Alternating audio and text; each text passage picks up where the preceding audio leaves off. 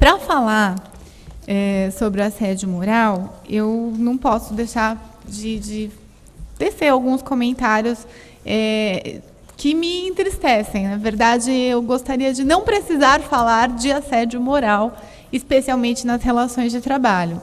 Gostaria que o assédio moral fosse alguma coisa que não se vivenciasse mais nas questões trabalhistas. Mas não é assim, a realidade não funciona sempre do jeito que a gente gostaria e espera.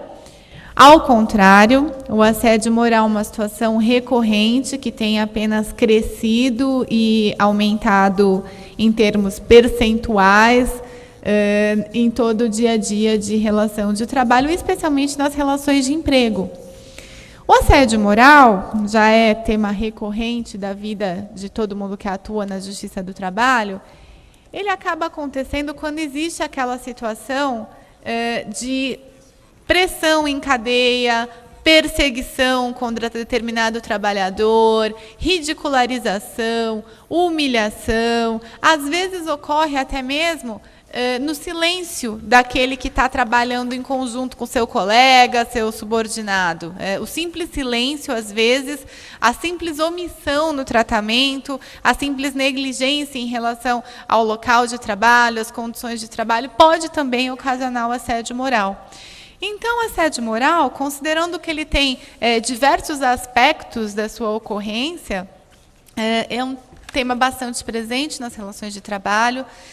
E nas relações de emprego ganha especial destaque porque a relação de emprego ela tem como requisito e fundamento e característica a natural subordinação, aquele ius variandi, o poder de direção do empregador sobre o empregado.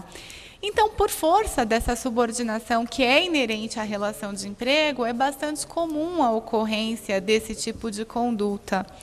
E aí eu quero chamar a atenção, até na condição de presidente do Comitê da Mulher Advogada da nossa Associação Trabalhista, que 52% das ações que são ajuizadas pedindo reparação por assédio moral são ajuizadas por mulheres. Lembrando também que a gente tem, ao lado da questão do assédio moral, a questão do assédio sexual, que no mais das vezes não é requisito de configuração, mas que no mais das vezes acontece em relação às mulheres. Então, merece aqui especial destaque o tratamento que é dedicado à trabalhadora, que já encontra a condição de desigualdade no mercado de trabalho. As mulheres, notoriamente, já ganham menos que os homens, têm piores condições de ascensão profissional e, além de tudo isso, são mais vítimas mesmo de essa prática de assédio moral. Eu estava para vir aqui hoje pegando alguns dados estatísticos e a OIT, a Organização Internacional do Trabalho, tem uma estatística interessante que fala que realmente a grande maioria dos casos de assédio moral tem como vítima a mulher. Isso se deve, evidentemente, a uma questão de cultura, especialmente em países latinos. Infelizmente, ainda tem, embora as mulheres estejam em ascensão no mercado profissional, presidindo o nosso tribunal aqui de São Paulo e boa parte dos tribunais do trabalho, a mulher ainda encontra várias dificuldades na manutenção do contrato e sendo vítima mesmo dessa prática de assédio moral. A força sindical ela até catalogou o assédio moral e o assédio sexual como o segundo maior problema que é enfrentado pelas mulheres no mercado de trabalho, ficando apenas atrás dos baixos salários. Então, a gente tem situações pontuais em relação à questão do assédio moral. Existe, efetivamente, uma outra característica que me pareceu bastante interessante em relação ao assédio moral, que é o fato, na verdade, de boa parte de altos empregados estar sendo vítima da prática de assédio moral. Quando a gente pensa em assédio moral, e até pouco tempo atrás, a gente imaginava que o assédio moral ele era praticado essencialmente, quase que exclusivamente, contra aquele trabalhador mais humilde, de hierarquia inferior na empresa. E não é mais o que acontece. Os altos executivos têm sido vítimas dessa prática, evidentemente, de uma maneira um pouco mais requintada, uma maneira um pouco mais complexa, talvez até mais dissimulada, mas as metas que se colocam a esse tipo de trabalhador, que é tanto trabalhador quanto aquele de chão de fábrica, ele não tem menos subordinação, ele não deixa de responder ao seu superior, ainda que seu superior seja diretamente o diretor da empresa, ou o presidente, aquele pessoal de nível hierárquico realmente diferenciado. Esse tipo de executivo não deixa de sofrer todas as consequências da prática do assédio moral. A maior parte, doutor André, me corrija se eu estiver errado, dos afastamentos previdenciários hoje em dia são por força de transtornos psiquiátricos, que são decorrentes exatamente dessa pressão que se sofre, do fato de não se poder mais desconectar do trabalho. A gente, na condição de advogado, também vive isso, né? A gente está fazendo audiência, controlando o e-mail pelo telefone, pelo BlackBerry, respondendo consulta de cliente e fazendo 30 coisas ao mesmo tempo. Não é saudável. Não se para de trabalhar. Eu não sei como é que funciona com vocês, mas quando eu estou à noite em casa, às vezes de madrugada, acorda para beber água, alguma coisa, eu vejo o celular piscando, eu não aguento, eu vou lá olhar. Né? E, às vezes, você acaba com a sua noite por causa disso. Principalmente quando vem um mandamento do tribunal, você fala, meu Deus, o que era isso? Será que eu esqueci alguma coisa? Então, esse tipo de situação, embora não seja propriamente exatamente o assédio moral, ele demonstra quão ligados ao trabalho nós estamos hoje, e os altos executivos especialmente, pelas metas que têm que serem cumpridas, pelo tipo de atividade que tem que sair impecável. O alto executivo, ele não responde pelo próprio erro, ele responde pelo erro da empresa inteira. O chão de fábrica sai da empresa, deixa ali seu material de trabalho e só pensa no trabalho no dia seguinte, quando ele começa de novo. O pessoal que é responsável pelas metas, pelos lucros, pelo crescimento da empresa, não descansa, não dorme, sai do trabalho e talvez pense mais no trabalho quando está na sua própria casa.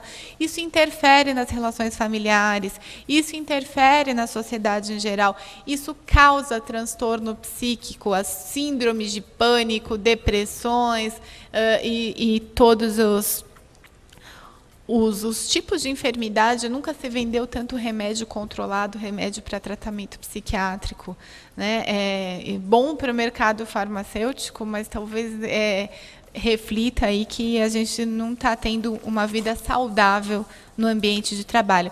O assédio moral, da mesma maneira, ele causa todos esses transtornos emocionais, essas doenças, onera o sistema, onera a economia, porque trabalhador afastado é trabalhador que custa e não produz, custa para a Previdência Social, custa para a empresa privada e custa para o sistema de saúde. Então, talvez seja o caso de a gente se preocupar um pouco mais com essa questão e adotar algumas práticas de prevenção. Tratar a questão do assédio moral quando o prejuízo já está causado é só o remédio. O ideal, a meu ver, é prevenir situações assim para que não se repitam, para que não aconteçam e para que o ambiente de trabalho efetivamente seja um ambiente saudável. Lembrando que está estampado na Constituição que o meio ambiente, aí inserido o meio ambiente de trabalho, é um dos fundamentos, é preocupação, é direito fundamental do cidadão e do trabalhador, especialmente. Então, nesse sentido que me parece que é necessária uma preocupação maior. Mais do que ter indenização pelo assédio moral, eu acho que as atitudes preventivas são importantes. O Ministério Público do Trabalho tem atuado bastante nesse setor. A gente tem aí uns colegas representantes do Ministério Público que sabem falar disso com muito mais propriedade do que eu. Lembrando que nos dissídios individuais, especialmente, a prova do assédio moral é bastante difícil, né? Provas, em geral, são complicadas em audiências. Todo mundo que atua no contencioso sabe que as testemunhas sabem muita coisa quando está fora ali da sala de audiência. Quando entra na sala de audiência, não sei o que acontece, dá uma crise de esquecimento e ninguém lembra aquilo que há 5 minutos havia falado. Eu não sei se eu dou azar, mas isso acontece bastante no dia a dia em audiências. Então, a gente tem a dificuldade da prova. A caracterização do assédio moral, como ela é uma situação reiterada, tem alguns autores até... O assédio moral ele passou a ser bastante estudado a partir de 1980, embora já existisse alguns estudos, algumas questões, ele foi melhor tratado a partir de 80, né? E falam aí do tal do bullying e do verbo em inglês do to mob, né? Que se a gente pegar a tradução aqui exata é maltratar, atacar, perseguir e sitiar. Então, o assédio moral precisa, para sua configuração, sua caracterização, dessa situação de prática reiterada, de perseguição contra uma pessoa específica, né? Aquele democraticamente tirano, talvez não caracterize o assédio moral. Aquele chefe difícil com todo mundo, ele causa dano moral, não há dúvida, mas é diferente do assédio. O assédio precisa ser uma coisa de ordem pessoal, praticada individualmente contra determinada pessoa, que se revele mesmo pela prática de perseguição. Lembrando que a perseguição não precisa nem de uma ofensa direta. Eu lembro que eu vi um tempo atrás, eu não consegui localizar. Quando a gente vê algum acordo assim, tem que guardar na hora, né? Porque depois você lembra e não tem a fonte ali para citar propriamente. Mas eu vi um julgado aqui da 2ª Região, que era uma trabalhadora, com salário bem razoável, um salário diferenciado, que era assessora de presidente de uma determinada entidade aqui de São Paulo, que quando mudou a presidência, ela voltou para o cargo original, que era de recepcionista. E só que assim, as recepcionistas da instituição ganhavam R$ 1.000, R$ 1.500, ela ganhava R$ 10.000. E não podia ter o rebaixamento, a redução de salário, evidentemente, mas a função acabou sendo revertida, né? E era uma mulher com salário muito alto, com um nível intelectual, social superior a das suas colegas, tinha feito curso superior e tudo mais, que não era corriqueiro ali no setor, e uma mulher muito bonita, né? E por conta dessas situações pontuais, ela passou a ser maltratada pelas próprias colegas, né? Então, saíam para almoçar, não a chamavam, faziam festinha, não a chamavam, não a cumprimentavam. E, por fim, um dia colocaram em cima da mesa dela um recorte de jornal. Era uma notícia da Finlândia, aquelas notinhas que saem pequenininhas no jornal. Trabalhadora morre em sua sala de trabalho, passam 3 dias e ninguém percebe. E colocaram isso na sala dela, escrito assim, lembramos de você. Né? Então, veja bem, ninguém dirigiu a palavra a essa pessoa, a não ser por um bilhetinho ali, e, na verdade, a prática do assédio moral estava mais do que caracterizada.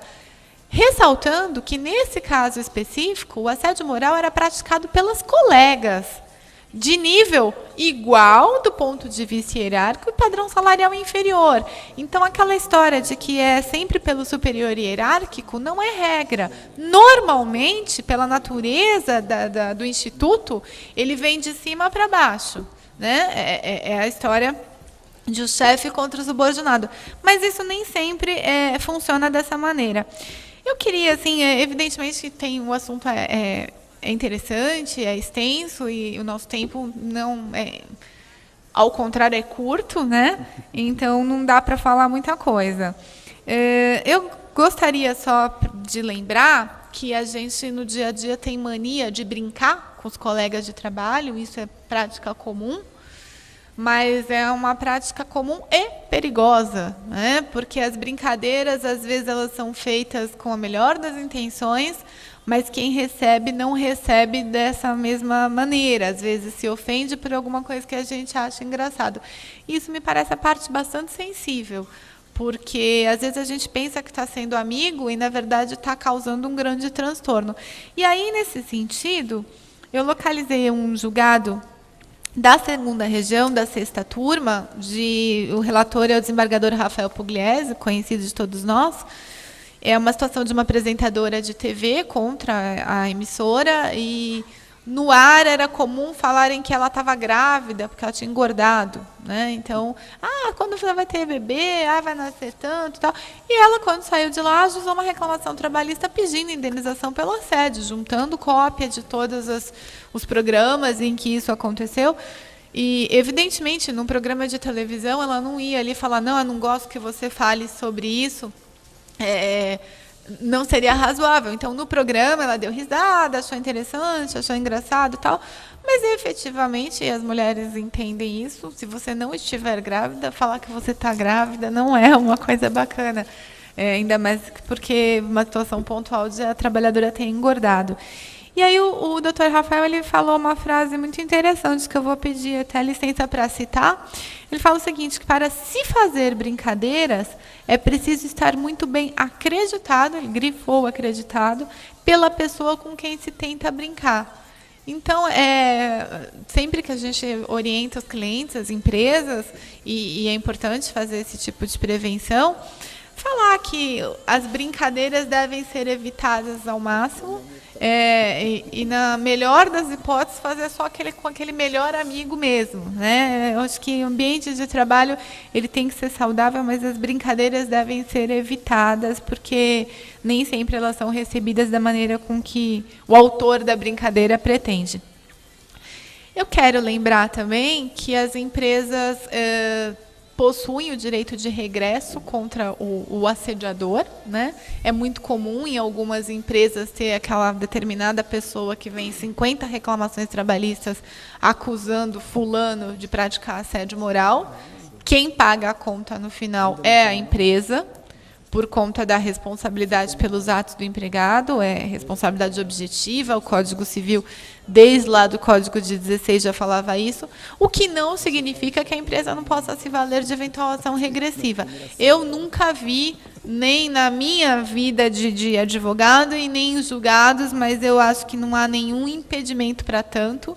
Acho que se as empresas começassem a tomar esse tipo de atitude, talvez a gente evitaria a prática de assédio moral, sem prejuízo das advertências, suspensões, eventualmente até dispensa por justa causa, porque às vezes a empresa acaba pagando a conta porque não toma atitudes nesse sentido na vigência do contrato.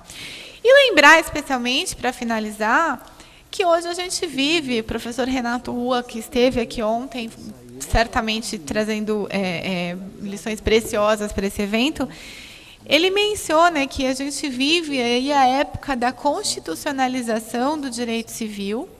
A gente há de analisar as relações de trabalho, que já o professor Cesarino fala isso há muito tempo, direito social, né? Não é nem do direito público nem do direito privado, a gente está aí numa categoria intermediária, entre aspas.